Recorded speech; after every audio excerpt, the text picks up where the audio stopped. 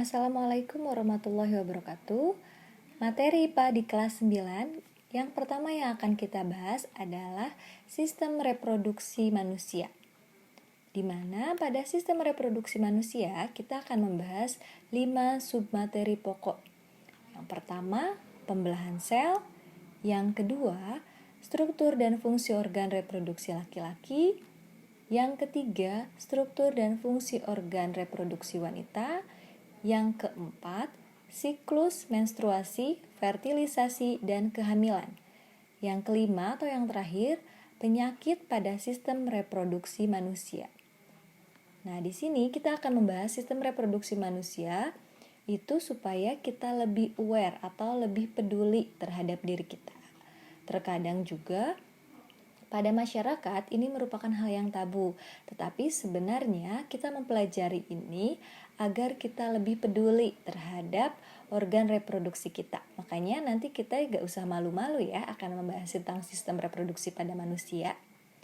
Oke, langsung saja ya pada pembahasan yang pertama, yaitu tentang pembelahan sel. Pembelahan sel. Apa sih pembelahan sel itu? Nah, pada umumnya atau secara umum, pembelahan sel diartikan proses yang membagi satu sel induk menjadi 2 sel anak atau lebih. Jadi sel itu akan terus membelah, dan membelah. Pembelahan sel ini terjadi selama makhluk itu hidup. Dan semakin tua usia kita, maka kemampuan membelah semakin lambat. Gitu ya. Jadi, setiap manusia, setiap makhluk hidup itu akan aktif melakukan pembelahan sel. Tetapi jika usianya semakin tua, maka pembelahannya juga akan semakin lambat. Gitu. Tujuan pembelahan sel ini ada 3. Yang pertama, ini pertumbuhan. Pertumbuhan dapat diartikan proses penambahan ukuran dan tidak kembali ke asal. Contohnya, tambah tinggi. Nah, ketika kita sudah menambah tinggi, kita tidak mungkin kembali ke asal. Maka itu diartikan sebagai pertumbuhan. Yang kedua, itu tujuannya yaitu perbaikan sel. Nah, ini perbaikan sel ini berarti memperbaiki yang rusak. Bisa pada tingkat sel ataupun pada jaringan. Nah, misalkan di sini contohnya itu luka. Ketika kita luka berarti rusak. Nah, selnya rusak. Nah, nanti itu akan tertutup kembali lukanya. Berarti sel itu memperbaiki diri. Selain luka juga, semua yang ada di tubuh kita itu ketika selnya sudah mati nanti akan digantikan kembali dengan sel yang baru. Tujuan yang ketiga itu reproduksi, di mana perkembangbiakan pada sel kelamin. Pada laki-laki itu sperma, dan pada perempuan itu sel telur. Jadi, pembelahan sel ini dapat diartikan proses yang membagi satu sel induk menjadi 2 sel anak atau lebih. Tujuan pembelahan sel ada 3. Pertama, pertumbuhan, kedua, perbaikan sel, dan yang ketiga, reproduksi. Selanjutnya, kita akan membahas tentang jenis pembelahan sel. Di sini pembelahan sel itu dibagi menjadi 2, yaitu ada mitosis dan ada meiosis. Ingat ya, ada mitosis dan ada meiosis. Nah, di sini kita akan melihat perbedaannya antara mitosis dan meiosis. Yang pertama, mitosis itu menghasilkan 2 sel anakan, sedangkan meiosis menghasilkan 4 sel anakan. Perbedaan yang kedua itu sel anak identik atau sama dengan sel induk, itu pada mitosis. Sedangkan pada meiosis, sel anak tidak identik atau tidak sama dengan sel induk. Perbedaan yang ketiga, pada mitosis, kromosom sel anak sama dengan sel induk. Kromosom itu adanya pada inti sel yang membawa sifat genetik atau keturunan. Di sini disebutnya diploid atau 2N. Sedangkan pada meiosis, kromosom sel anak setengah dari sel induk atau disebut haploid atau juga N.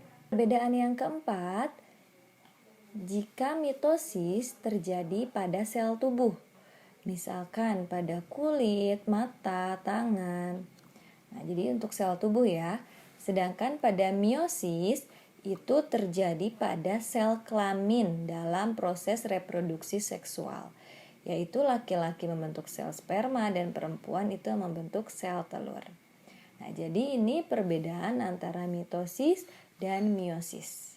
Selanjutnya kita akan membahas tentang tahap pembelahan mitosis, di mana tahap pembelahan mitosis ini terjadi atau terdapat di 4 tahapan. Bisa kita singkat tahapannya pro-meta-ana-telo, propase, metapase, anafase, telopase. Oke, di sini kita perhatikan dulu ya. Ini adalah sel. Di dalamnya itu ada inti sel. Kemudian ini inti selnya dilindungi oleh selaput atau membran inti. Di dalamnya itu ada kromosom. Kromosom ini yang membawa sifat genetik. Nah, jadi kromosom ini yang membawa sifat genetik ya, induknya ke anaknya. Yang pertama di sini membran inti mulai rusak menjadi bagian-bagian kecil. Jadi ini membrannya nanti akan rusak, akan terpecah-pecah menjadi bagian-bagian kecil. Oke, kemudian kromosom terdiri atas 2 kromatid bersaudara. Jadi di dalamnya ini ada kromosom yang terdiri atas 2 kromatid bersaudara. Nah, kemudian benang-benang kromatin memadat menjadi kromosom. Nah, di sini nih benang-benang kromatinnya memadat menjadi kromosom. Di sini ada sentrosom ya. Sentrosomnya ini ada menjadi 2 ya. Jadi garis-garis ini adalah gelendong pembelahan. Gitu. Kemudian tahapan yang kedua itu metafase. Di mana metafase ini kromosom berjejer pada bidang pembelahan. Jadi kromosomnya sudah berada di tengah-tengah.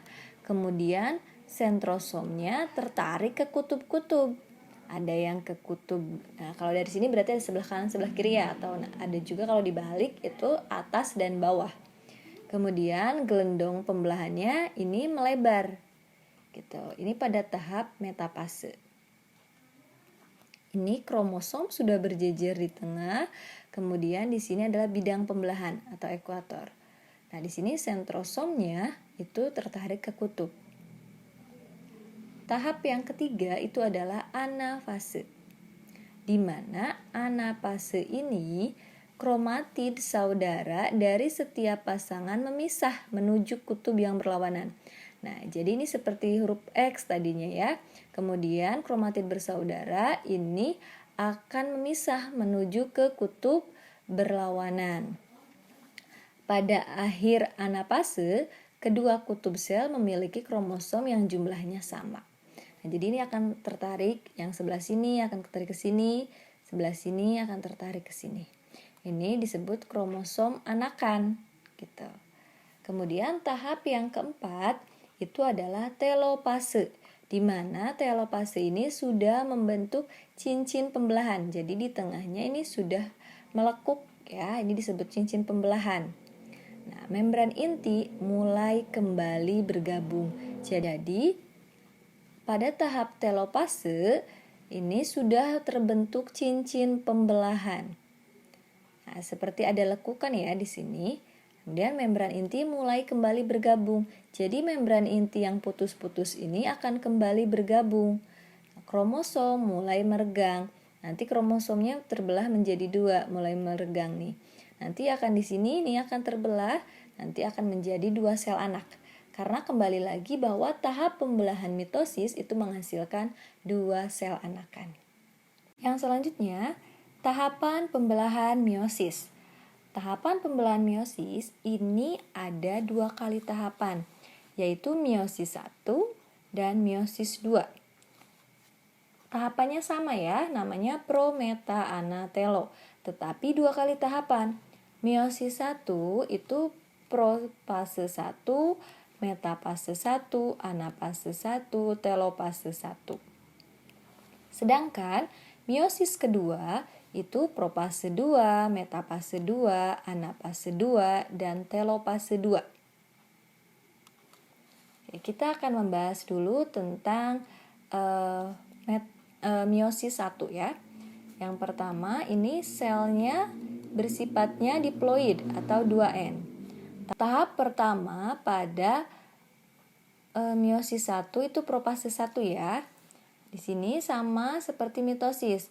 Membran inti mulai rusak menjadi bagian-bagian kecil dan terbentuk gelendong pembelahan. Di sini membran intinya rusak, kemudian terbentuk gelendong pembelahan.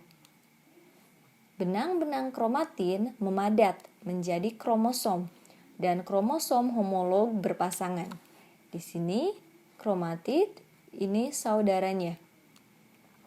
Nah, tetapi pada meiosis ini terjadi pindah silang atau pertukaran segmen molekul DNA yang sesuai di antara kromatid non-saudara. Nah, di sini pindah silang nih. Ya, kromosom terjadi pindah silang. Makanya meiosis itu tidak identik dengan induknya gitu. Nah, ini gelendong pembelahannya yang ini ya. Kemudian di sini sentrosomnya. Kita ke tahap metapase 1. Metapase 1 kromosomnya berjejer pada bidang pembelahan. Benang-benang spindelnya ini mulai meregang. Ininya sentrosomnya tertarik ke kutub-kutub. Gitu. Kemudian selanjutnya tahap anapase 1. Tahap anapase 1, ini kromosom homolog memisah dan bergerak ke kutub-kutub yang berlawanan. Ini nih kromosom homolognya memisah, bergerak ke kutub-kutub berlawanan. Ya. Tahapan yang terakhir pada meiosis 1 itu telopase 1. Telopase 1, kromosom homolog memisah dan bergerak ke kutub-kutub berlawanan. Ini kromosom homolognya bergerak menuju kutub-kutub yang berlawanan dan terbentuk cincin pemisah ya atau melengkungan ini ya. Kemudian membran inti mulai terbentuk kembali. Di sini ada membran inti yang akan terbentuk kembali untuk melindungi kromosom yang ada di dalamnya. Kemudian sitokinesis menyebabkan terbentuknya 2 sel anakan yang bersifat haploid. Jadi di sini nanti akan menghasilkan anakan yang tidak identik dengan induknya atau setengah dari sel induk disebut haploid. Oke, tahap meiosis 1 sudah selesai. Kemudian kita ke tahap meiosis kedua. Tahap meiosis kedua itu namanya sama, hanya saja di sini 2. Karena yang kedua, meiosis kedua. Selanjutnya kita ke tahap meiosis yang kedua. Tahapannya sama, pro-meta-anatelo. Cuman di sini yang kedua gitu. Nah, di sini yang pertama propase 2, sama ya. Membran inti mulai rusak menjadi bagian-bagian kecil dan terbentuk gelendong pembelahan. Membrannya rusak, terbentuk gelendong pembelahan. Kromatid mulai bergerak ke bidang pembelahan. Kromatidnya nanti akan mulai bergerak ke bidang pembelahannya. Yaitu di sini selnya sudah menjadi sel haploid atau setengah dari induknya. Oke. Selanjutnya metapase 2. Metapase itu berarti kromosomnya berjejer pada bidang pembelahan. Benang-benang spindelnya mulai meregang.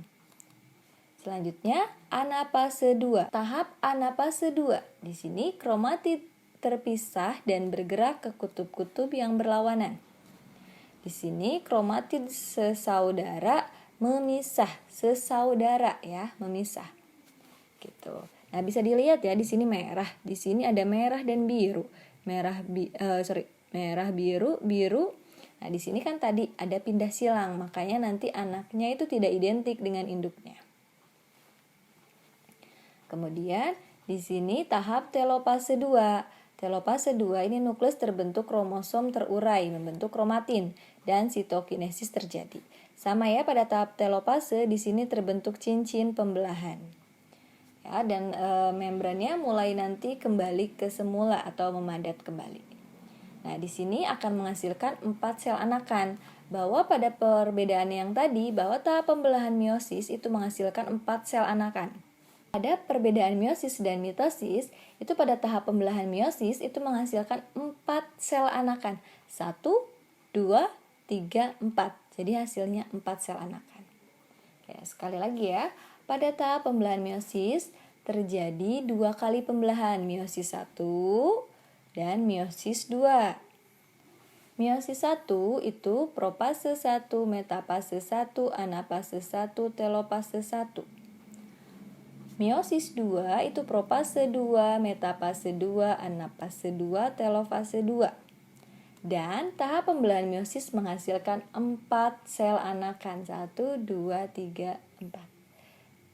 Anakannya ini tidak identik dengan induknya atau kromosomnya setengah dari induknya. Pembahasan mengenai pembelahan sel itu sudah selesai. Dan pertemuan selanjutnya kita akan membahas tentang struktur dan fungsi organ pada laki-laki. Terima kasih buat adik-adik yang sudah menonton. Jangan lupa subscribe dan like ya supaya kakak lebih semangat lagi untuk membuat videonya. Wassalamualaikum warahmatullahi wabarakatuh.